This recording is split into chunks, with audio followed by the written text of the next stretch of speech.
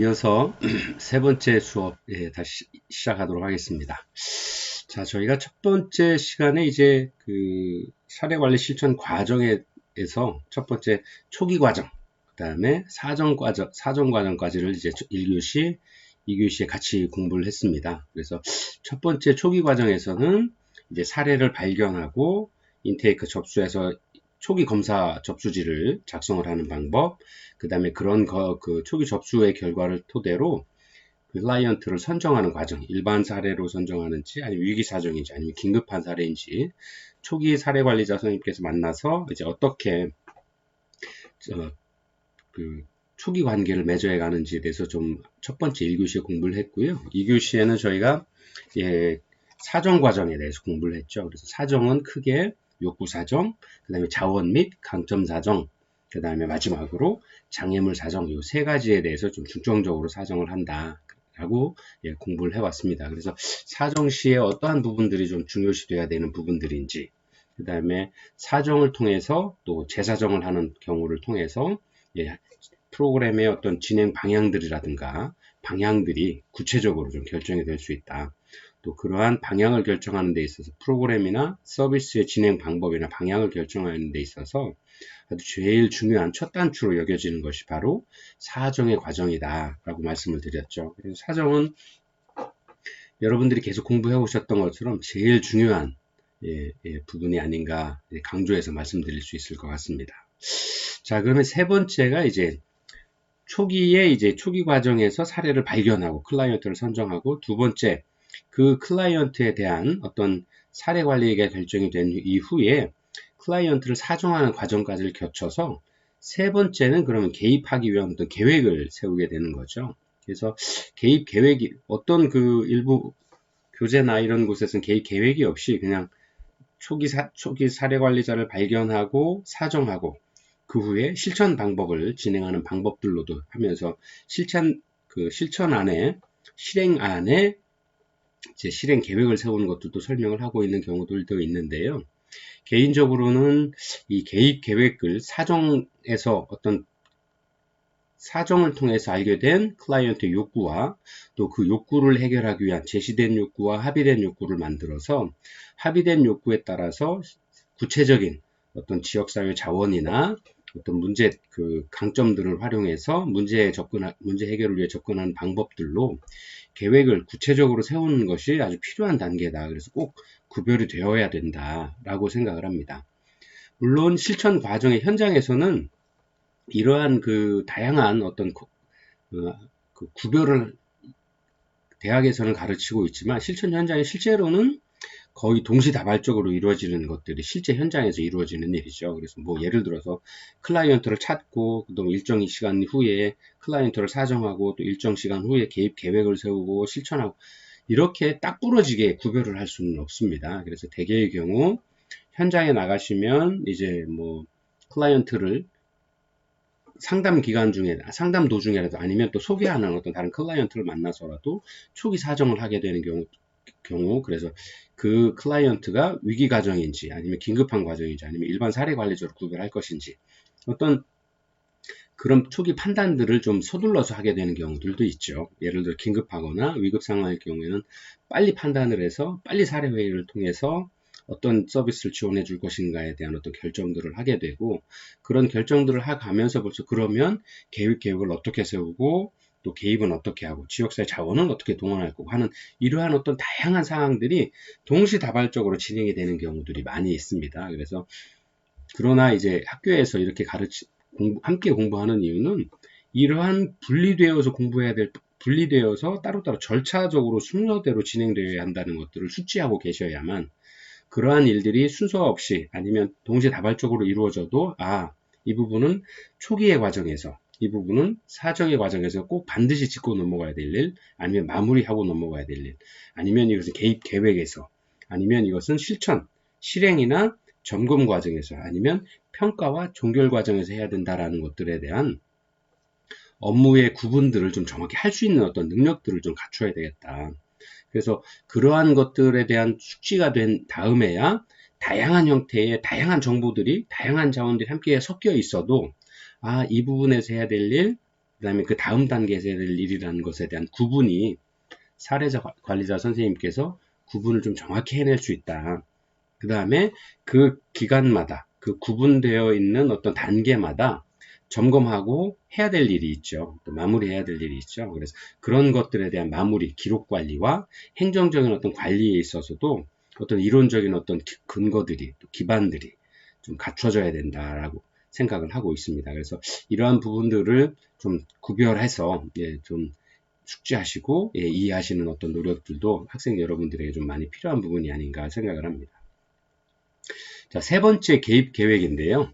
개입 계획이라고 하는 것은 말 그대로 어떤 실천을 위한 어떤 부분들에 대해서 그 내용과 사정을 통해서 만들어진 사정에 근거해서 개입을 할 클라이언트의 어떤 삶의 질에 또 그 다음에 현재 가지고 있는 욕구 부족에 대한 부분들 아니면 필요한 부분들에 대한 해결 과정을 개입할 내용과 과정을 좀 체계화하고 구체적으로 나열을 해서 순서대로 진행할 수 있도록 만들어내는 그런 과정이 바로 개입 계획 단계다라고 이렇게 말씀을 드릴 수 있을 것 같습니다. 사정과 개입 계획에 있어서의 차이점이라고 말씀드릴 수 있는 것은 사정이라고 하는 것은 해결할 문제와 개입의 목표를 확인하는 거죠. 즉, 클라이언트에 가진 욕구가 무엇인지, 또 그분이 가지고 계시는 자원이나 강점들은 어떤 게 있는지 하는 것들을 좀 파악하고 그 욕구가 어떤 것인지에 따라서 그러면 어떠한 개입의 목표를 가질 거냐 하는 것들을 좀 초점을 두는 것이 바로 사정이다라고 말씀드릴 수 있을 겁니다. 그런 거에 반해서 지금 저희가 3단계로 개입 과정에서 공부하고 있는 개입 계획이라고 하는, 즉 계획이라고 하는 것은 사정에 근거해서 클라이언트의 욕구를 해결할 수 있는 적합한 자원들이나 기술들, 또 서비스들 이런 것들을 실질적으로 선택하는 것이 바로 개입 계획이다 라고 이렇게 말씀드릴 수 있을 것 같습니다. 그래서 계획의 단계에서는 자원을 개입할 문제의 우선순위를 결정을 해야 되는 거죠. 그 다음에 목표를 변화하고자 하는 또 진행해 나가고자 하는 최종 목표 또는 목적들을 설정을 해야 되고요. 또 목표 달성을 위한 구체적인 어떤 계획들을 개입할 과정들을 좀 순서 있게 구체적으로 또 담당자까지 정해서 누가 언제 어디서 어떻게 해나갈 것인가 하는 그런 개입 과정들을 좀 구체적으로 수립해야 한다라고 이렇게 말씀드릴 수 있을 겁니다. 그래서 개입할 문제의 우선순위는 클라이언트와 초기 사정 때, 그 다음에 그 클라이언트 욕구를 사정할 때 그런 우선순위라든가 어떤 다양한 어떤 그 클라이언트 욕구나 아니면 합의된 욕구 또는 제시된 욕구를 통해서 주변 분들과 함께 문제를 풀어가기 위한 우선순위를 정하고 그 우선순위에서의 합의된 목표들을 만들어내야 되는 거죠. 그래서 개입할 문제 우선순위는 기간 내에 프로그램 서비스 기간 내에 달성이 가능한 것인지 또 상황 개선의 가치라든가 아니면 긴급성이라든가 아니면 위급성이라든가 또 클라이언트가 중요하게 여기는 것들 꼭 이 문제에 있어서만큼은 이번 그 서비스 기간 사례 관리 기간에 꼭 해결되었으면 좋겠다라고 바라는 어떤 그런 것들이 있다라 그러면 그러한 부분들을 좀 구체적으로 정해서 그런 우선순위를 클라이언트와 함께 합의된 어떤 우선순위를 정하는 것이 좀 바람직하다라고 볼 수 있고요. 문제에 대한 목표는 정확하게 그리고 구체적으로 설정하는 것이 좋겠다. 또 이렇게 구체적이고 명확하게 설정할 수 있어야만 나중에 평가나 종결 단계에서 그 매 과정마다 목표에 대해서 개별 목표에 대해서 그 과정에 있어서 정확하게 목표 달성이 이루어졌는지 아니면 어떤 그 중간 평가 과정에서라도 목표의 어떤 달성 과정에 있어서의 평가를 할 수 있겠다라는 거죠. 그래서 구체적이고 체계적이고 그다음에 명확한 어떤 합의된 목표를 가지고 있어야만 그것을 위한 어떤 실천 과정이나 사례 관리자 선생님도 그렇고 그 서비스에 참여한 클라이언트 선생님들도 그렇고 그것에 대한 어떤 구체적인 중간 과정에서의 평가를 이루어낼 수 있다라는 거죠. 그래서 예를 들어서 말씀드리면 막연하게 아이들의 자녀분들의 그 학업 성적을 높이겠다 이렇게 목표를 정하는 것이 아니라 현재 그 사정을 통해서 현재의 학업 수준에 대한 어떤 표를 예를 들어서 평균이 뭐 50점이다 라고 그러면 구체적으로 그냥 막연하게 학업 성적을 높이겠다라는 목표를 정하는 것이 아니라 지금보다 10% 아니면 15% 향상된 학업 성취를 이룰 수 있도록 하겠다라는 어떤 구체적인 수치화되고 나중에 계량화할 수 있는 어떤 목표를 합의된 목표를 정하는 게 좋겠다라는 거죠. 또는 뭐 이렇게 그 수학 성적을 뭐 지금은 50점이지만 이 프로그램들을 통해서 서비스 계획을 통해서 뭐 65점, 70점까지 올리겠다. 뭐 이렇게 한다라고 그러면 서비스를 실천해 나가는 과정에 있어서의 사례 관리자 선생님도 어느 부분이 부족한 거지 아니면 어느 부분을 좀 더 서비스를 제공해야 되는지 또 클라이언트 입장에서도 시험을 통해서 점수를 통해서 내가 현재 어느 정도 목표까지 이루어 가고 있고 서비스 프로그램을 통해서 내가 얼마나 얻고 있는지를 정확히 함께 이해할 수가 있게 되는 거죠. 그래서 바로 그러한 어떤 목표 확인에 대한 가능성들을 좀 보여주는 개입 계획을 세우는 것이 좋겠다라고 말씀드릴 수 있습니다. 그래서 개입 계획에서의 단계는 보통 두 가지로 나눕니다. 목표에 대한 설정이 첫 번째고요. 두 번째가 개입 계획을 수립하는 것입니다. 그래서 자, 첫 번째 그 목표 설정이라고 하는 것은 뭐냐? 목표라고 하는 것은 목적과 목표 뭐 이렇게 이야기들을 하는데요. 클라이언트의 문제가 해결된 상태를 의미하는 거다라고 하는 거죠. 그래서 클라이언트와 합의를 통해서 목표를 설정을 하게 됩니다. 자, 클라이언트의 사정을 통해서 클라이언트의 욕구가 무엇인지를 알게 되었고요. 그 다음에 그러면 그 욕구를 충족시켜 준다거나 아니면 그 부족했던 어떤 자원들을 통해서 자신의 어떤 역량들을 강화한다거나 바로 그런 것이 클라이언트의 욕구가 해결된 상태인 거죠. 해결된 상태가 바로 우리가 이야기하는 서비스의 목표다라고 말씀드릴 수 있는 겁니다. 그래서 이 목표는 누구랑? 클라이언트의 참여를 통해서 클라이언트의 제시된 욕구와 합의된 욕구 중에서 특히나 합의된 욕구가 중요한 거죠. 그래서 현재 클라이언트가 가지고 있는 자원들과 강점, 그 다음에 클라이언트의 어떤 성과, 그 동기라든가 이런 것들을 다 종합해 보았을 때 한순간에 뭐 50점에서 아까 말씀드린 대로 수학 점수 50점에서 갑자기 100점이 될 수는 없죠.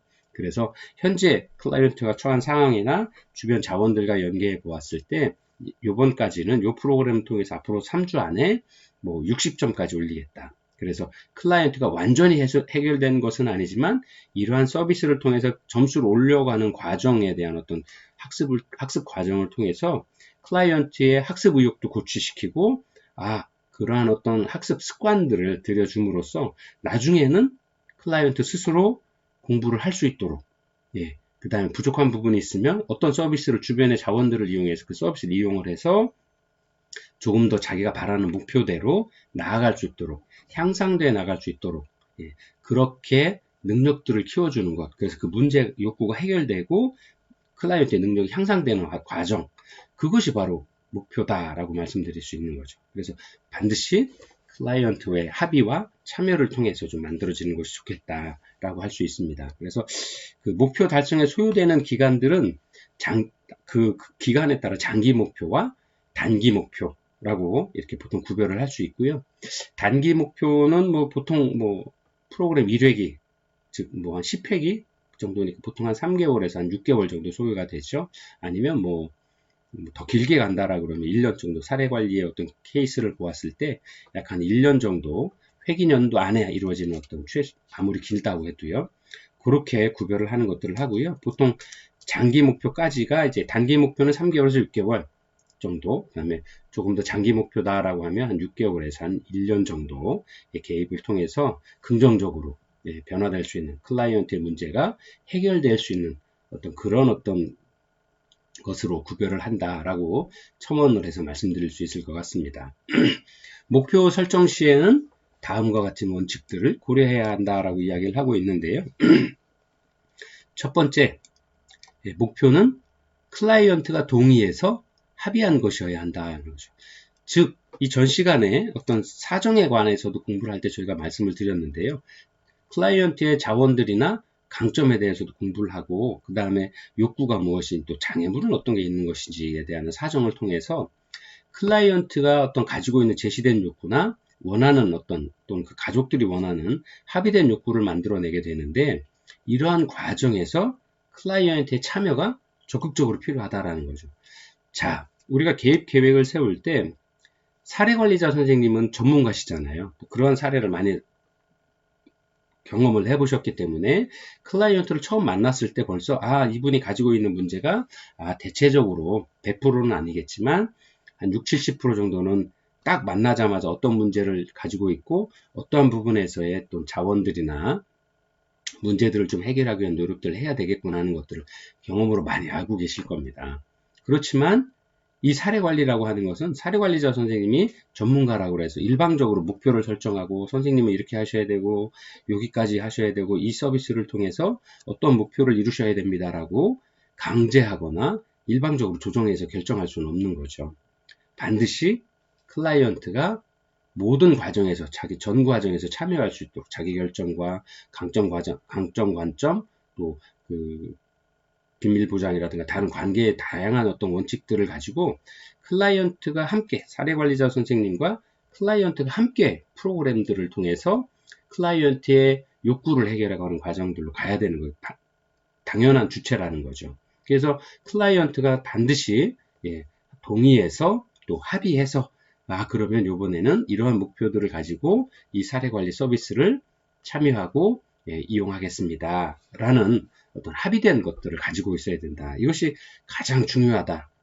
계획을 세울 때, 목표를 세울 때 그 첫 번째 단계로 아주 가장 중요한 부분이다라고 이렇게 설명을 드릴 수 있겠습니다. 두 번째는 목표는 좀 구체적이고 측정 가능한 형태로 서술되거나 기술되어야 한다라는 겁니다. 목표가 이제 아동의 아까도 잠깐 말씀드린 학업 성취를 예를 들어서 말씀드리면 그냥 단순히 학업 성취 능력 향상이다라고 하는 어떤 그런 목표를 정하는 것보다는 구체적으로 좀 숫자를 주거나 아니면 측정 가능한 방법으로 해주는 것이 좋겠다는 거죠. 예를 들어 학업 성적 10% 향상 아니면 뭐 수학 성적 70점까지 올리기 뭐 이런 식으로 좀 구체적이고 수량화되어 있고 계량화할 수 있는 방법으로 좀 목표를 기술을 한다라 그러면 클라이언트도 또 사례관리자 선생님도 그런 부분들에 있어서의 그 과정에 있어서 좀 정확한 목표 개념들을 좀 가질 수 있고 또 그런 것들에 대한 평가를 좀 정확히 해낼 수 있겠다. 그럼으로써 클라이언트의 변화 내용들을 스스로 찾아갈 수 있는 어떤 방법들도 제시해 줄 수 있겠다라는 생각을 합니다. 또 세 번째는 목표는 실현 가능한 형태로 서술되어야 한다라고 하는 겁니다. 즉 작은 목표, 클라이언트와 합의한 작은 목표라고 할지라도 클라이언트가 목표를 달성하는 성공을 경험하는 것들 그런 것들이 좀 아주 중요하다라고 합니다.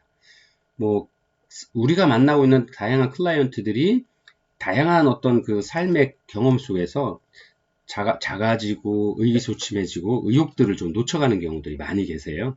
그래서 그런 분들한테는 아주 작은 성공의 경험들이 쌓여서 조금 더 큰 성공으로 가실 수 있고 또 그렇게 함으로써 참여의식도 고취하고 클라이언트의 자기 효능감, 자존감을 향상할 수 있는 기회들을 작은 거에서부터 시작하는 과정들이 좀 필요합니다. 그래서 이러한 과정들은 이후에 보다 큰 목표를 달성하고자 할 때 그 클라이언트에게 원동력이 될 수도 있고 동기부여가 될 수가 있게 되는 거죠. 그래서 이러한 것들은 좀 실현 가능한 어떤 목표를 정하는 게 좋겠다 하는 거고요. 네 번째 이제 목표는 아주 긍정적인 형태로 좀 기술해내는 게 좋겠다는 겁니다. 예를 들어서 뭐 교재에도 설명이 되어 있습니다만 단순하게 그냥 아이를 혼내지 않기라는 목표를 보다는 반대로 좀 아이를 3번 이상 하루에 만날 때마다 하루 3번 이상 칭찬해 주기 또 하루 3번 이상 안아주기 뭐 이런 식으로 좀 긍정적으로 아이와 함께 성장해 나갈 수 있는 또 그런 것들을 일상에서 프로그램이 진행되는 과정에서 실천 가능한 방법으로 좀 기술해 주는 것이 좋겠다는 겁니다. 그리고 5번째 목표는 시간 계획을 가지고 있어야 되죠. 아까도 말씀드린 것처럼 장기 목표를 세울 수도 있고 단기 목표를 세울 수 있는데 아무리 그래도 이제 회계년도 안에는 이루어져야 되다 보니까 보통 뭐 3개월에서 이렇게 평균 한 6개월에서 기준으로 정하게 되는데, 그러한 어떤 그 기간 안에 어떤 실천 가능한 방법으로 목표에 대한 어떤 시간 계획들을 좀 만들어주는 게 좋겠다는 겁니다. 그래서 서비스 제공이 언제 시작해서 어디까지 이루어질 것인가 하는 것들을 의미하기도 하고요. 이게 또 나중에는 평가의 기준이 될 수도 있는 거죠. 또 마지막으로 6번째는 목표는 기관의 기능 및 목적과 일치해야 한다라고 하는 거죠. 네. 뭐 아동학대 피해 상담 그 기관에서 뭐 그 아동을 보호한 아동에 대한 상담 치료와 가해자 부모에 대한 어떤 부모 교육들이 동시에 필요하다라고 하면 아동보호 전문기관이 어떤 다른 사례관리 기관으로 함께 참여할 수 있도록 해준다라 그러면 필요한 어떤 그 아동에게 필요한 서비스들이 다 일치될 수 있도록 제공될 수 있겠죠. 그래서 그러한 어떤 기관의 기능과 또 목적과 일치한 어떤 목표들을 설정해 주는 것이 좋겠다라는 겁니다. 자, 이렇게 개입 계획에서 첫 번째 목표 설정을 해놨다라고 그러면 두 번째가 이제 이어진 목표에 맞는 개입 계획을 수립을 하는 거죠. 즉, 그 개입 목표를 좀 목표에 대한 어떤 클라이언트와 합의된 목표를 만들고 또 그 합의된 목표에 따라서 어떻게 개입할 것인가 구체적인 실천 계획을 만드는 게 바로 개입 계획을 수립하는 것이다 라고 말씀드릴 수 있을 겁니다. 그래서 개입 계획의 수립 과정에 있어서는 목표를 달성하기 위한 어떤 구체적인 어떤 실천 계획들을 만드는 것이 필요하다라고 말씀을 드리는 거고요. 먼저 우선순위별로 합의된 욕구 또는 문제와 합의된 목표를 결정을 하게 되는 거죠.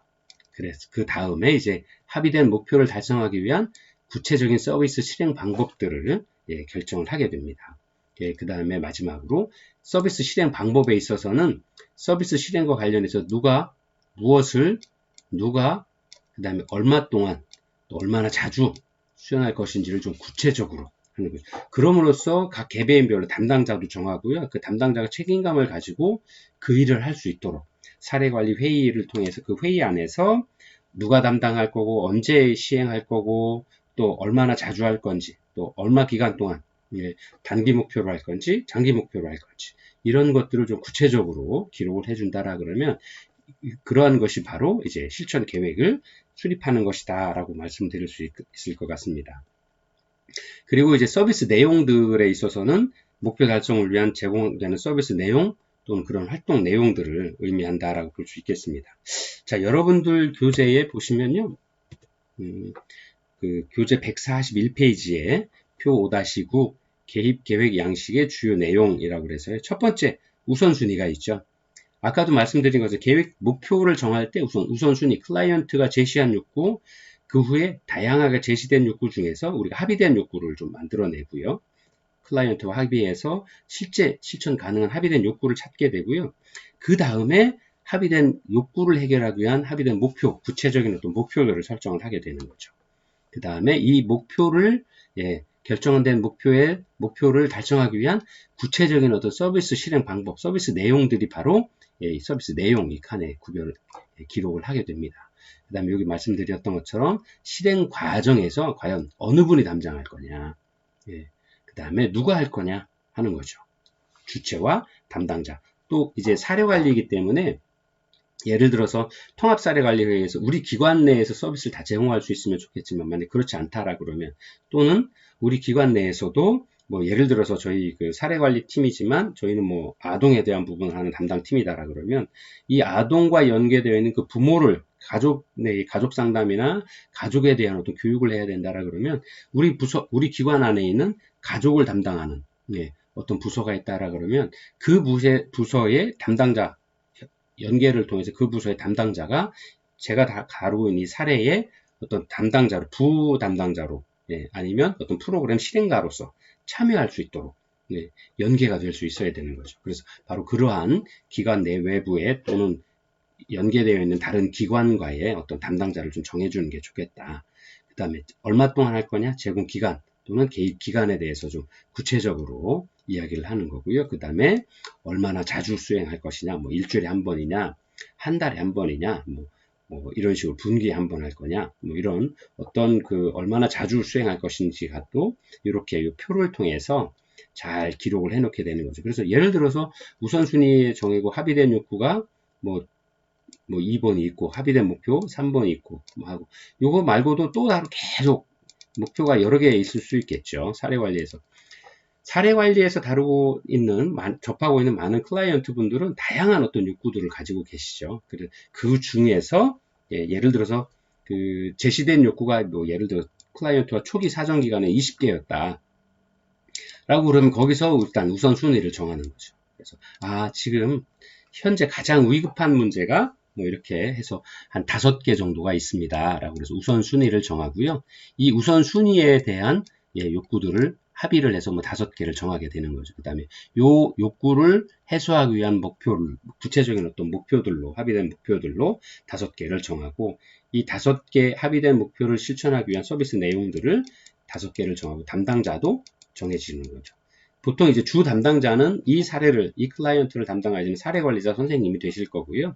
그 외에, 예를 들어서 이분이 뭐 학생인데 성적이 떨어져서 있지만 공부를 좀 열심히 해보고자 하는 노력을 가지고 있다라 그러면 예를 들어서 수학은 제가 전체적인 어떤 이 클라이언트를 담당하는 건 전체 사례 관리자 선생님께서 하시고 수학 성적은 A라는 선생님이 또 물리란 과목은 B라는 선생님이 또 뭐 체육은 뭐 또 D라고 하는 선생님이 담당자가 되시는 거죠. 그래서 개입 기간을 얼마나 할 건지 또 얼마나 자주 어떤 프로그램들을 시행을 해나갈 것인지 이런 것들을 좀 구체적으로 이렇게 표로 만들어서 세워두는 것이 바로 개입계획 수립이다 라고 이렇게 말씀드릴 수 있겠습니다. 자, 이렇게 해서 저희가 3교시 수업을 마치고요. 이번 주까지 이제 사례관리 실천 과정에서 초기 과정, 그 다음에 사정 과정, 그 다음에 개입계획 수립 과정 이렇게 3번째 단계까지 모두 수업을 마치도록 하겠습니다. 7주차에는 중간고사 시험을 보고요. 또 학교의 규정상 여러분들이 이제 사이버 수업으로 진행을 하시게 되면 나머지 1교시를 뺀 나머지는 수업들을 진행하도록 되어 있어서 이어서 다음 주에 중간고사와 함께 나머지 단계 사례관리 실천 과정의 실행 및 점검 단계, 그 다음에 평가 및 종결 단계에 대해서는 7주차에 여러분들과 함께 공부해 보도록 하겠습니다. 다음 주에 건강한 모습으로 뵙겠습니다.